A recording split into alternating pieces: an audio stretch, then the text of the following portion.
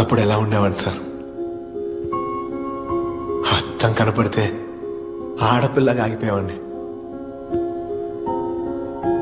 అలాంటిది ఇప్పుడు నన్ను నేను చూసుకోవాలన్నా కూడా భయపడుతున్నాను సార్.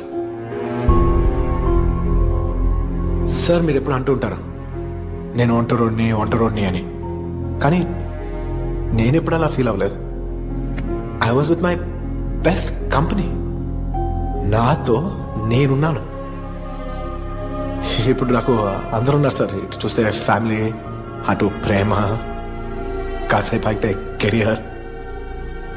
కానీ నేనెక్కడ సార్?